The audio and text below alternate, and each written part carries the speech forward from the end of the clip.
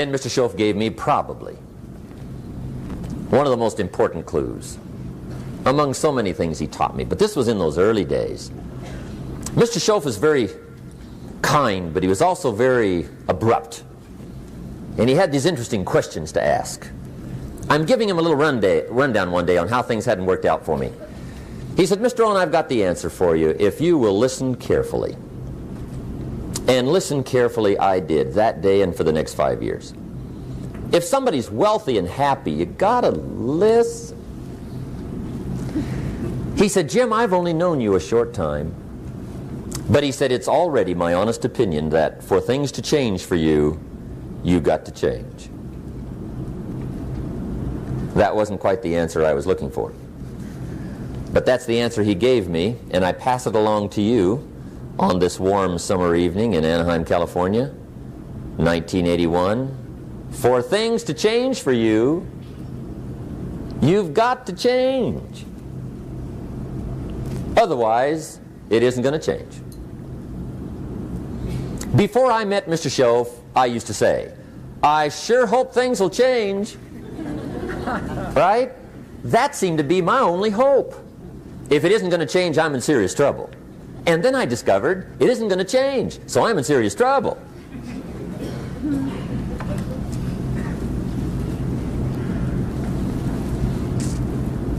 See, I can tell you what the 80s are going to be like. You have dropped into the right place. I did a seminar one time for Standard Oil executives and management in Honolulu. And we're having a conference one day on this big conference table. And one of them said to me, Mr. Rohn, you know some fairly important people halfway around the world. What do you think the 80s are going to be like? I said, gentlemen, I do know the right people. I can tell you.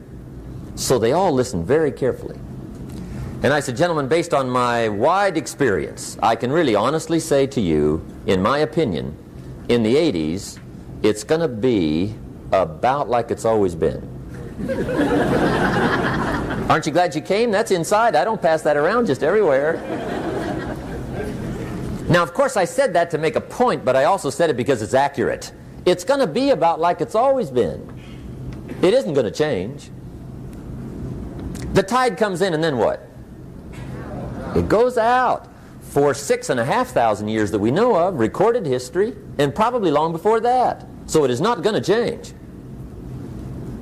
It gets light, and then what? It turns dark. 6,500 years. See, it's not likely to change. And we're not to be startled by that. And if the sun goes down, the guy says, what's happened, what's happened? It means he hasn't been here long, I guess, right? It always goes down about this time. The guy says, well, I don't like that arrangement. Well, you got to talk to somebody besides me, right? It gets light, then it turns dark. In rotation, the next season after fall is what? Winter. Pray tell, how often does winter follow fall? Every year regularly for the last 6,500 that we know of. See, it is not going to change. Now, some winters are long, and some are short, and some are hard, and some are easy, but they always come right after falls. It isn't going to change. Sometimes you can figure it out, sometimes there's no way to figure it out. Sometimes it goes well, sometimes it gets in a knot. Sometimes it sails along, sometimes it gets in reverse. See, that's not going to change. The last 6,000 years reads like this: opportunity mixed with difficulty. That's how it reads. It isn't going to change. The man says, well, if it isn't going to change, how will my life ever change? Answer, when you change. And whether I'm talking to high school kids or business executives, my message is always the same. And it goes like this: the only way it gets better for you is when you get better.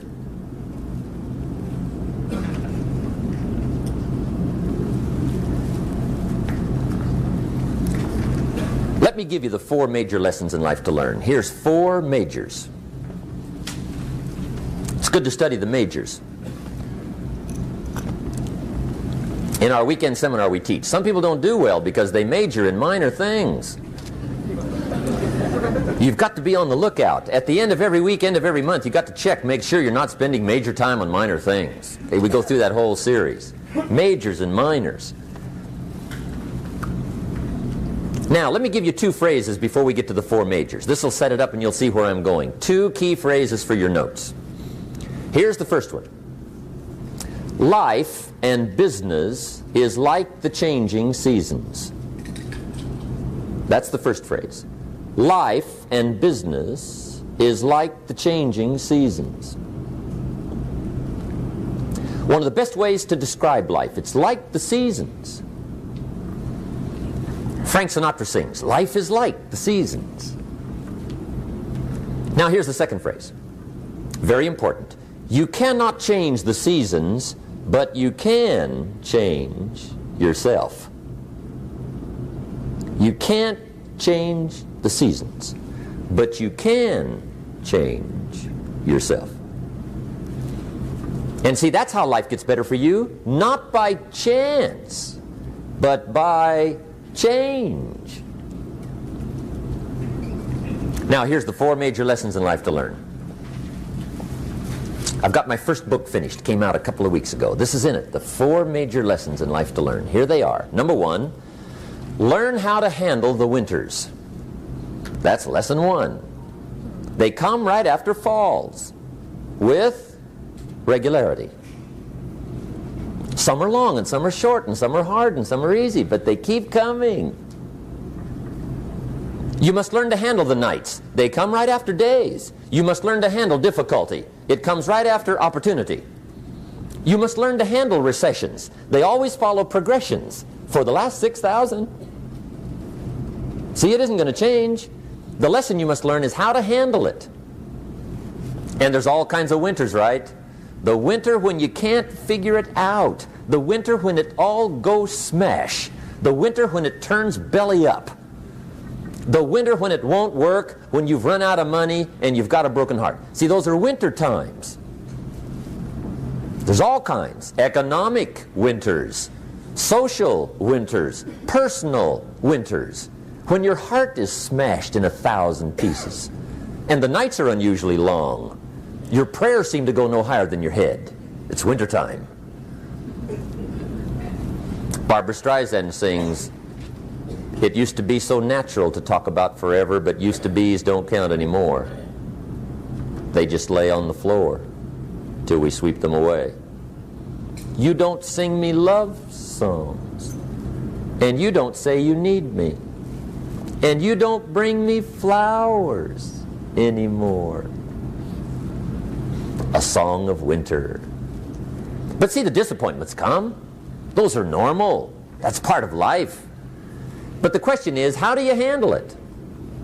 How do you handle the coming winters and the disappointments and the down times? Well, you can't get rid of January by tearing it off the calendar. But here's what you can do. You can get stronger, you can get wiser, and you can get better. The winters won't change, but you can. And that's how life changes for you. See, before I understood, when it was winter, I used to wish it was summer. I didn't understand. When it was hard, I used to wish it was easy. I didn't know. And then Mr. Schoaf gave me a part of his very unique philosophy when he said, "Don't wish it was easier, wish you were better." See, that triggered my whole life change. Don't wish for less problems. Wish for more skills. Don't wish for less challenge. Wish for more wisdom. That's the key. So that's lesson one. Learn how to handle the winters. Here's lesson two. Learn how to take advantage of the spring. That's the second one. Spring is called opportunity. And spring follows winter. What a great place for it. If you were going to put it somewhere, that'd be the place to put it, right after winter. And pray tell, how often does spring follow winter? Every year with regularity, 6,000. You can almost count on it. See, opportunity always comes. Days follow nights. Isn't that terrific? Opportunity follows difficulty. But here's what you must learn to do. Underline these two words in that key phrase. take advantage. Underline those two. You must learn to take advantage of the spring. See, just because spring rolls around is no sign you're going to look good come fall. You got to do something with it. In fact, you have to get good at one of two things in life: planting in the spring or begging in the fall. Or get somebody to do it for you. See, those are about the only alternatives. Now here's what else you must do. Take advantage of the springs quickly, because there's only a few. Just a handful of springs have been handed to each of us. They don't come forever. Life is fairly brief. So you got to read every book you can get your hands on what to do with your springs while they're here. And take advantage, they soon run out. The Beatles wrote, "Life is so short." And for John Lennon, it was extra short. But life is brief. Elton John sings, "She lived her life like a candle in the wind." It's brief. So whatever you're going to do with your life, you got to get at it. Don't just let the springs pass. Here's the third major lesson in life to learn. Learn how to protect your crops all summer. You got to take care of what you start. Sure enough, as soon as you've planted your garden in the spring, the busy bugs and the noxious weeds are out to take it. And here's the next bit of truth. They will take it unless you prevent it. And that's the third major skill to learn. You've got to learn to prevent the intruder from taking all the good you start. It's one of the challenges. Here's two key phrases under number 3. First one, all good will be attacked. On this planet. Maybe not the next one we get to, but on this one, all good will be attacked. Every garden will be invaded. Not to think so is naive. And here's the second phrase. All values must be defended. Political values, social values, community values, family values, marriage values, friendship values, business values. Every garden must be tended all summer. Third major lesson. Now here's number 4. Fourth major lesson in life to learn. Learn how to reap in the fall without complaint. Learn to reap come harvest time without complaint. Take full responsibility for what happens to you. It's one of the highest forms of human maturity, accepting full responsibility. It's the day you know you've passed from childhood to adulthood, the day you accept full responsibility. And another note, learn to reap in the fall without apology. Without apology if you do well, and without complaint if you don't. That's maturity. I used to have that long list of reasons why I wasn't doing well. To explain. You got to explain, right? Otherwise you're going to look bad. I used to have this funny list called Reasons for Not Looking Good.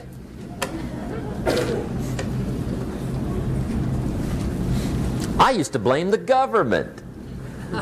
I mean, you can believe that or not. It was at the top of my list. I had a lecture second to none. The government. That was on my list. I used to blame taxes. Look what you got left after they take everything. And they expect you to do well. That was on my list there. Prices, that one's easy, right? You walk into the supermarket with $20, come out with a little half bag. So I had that on my list.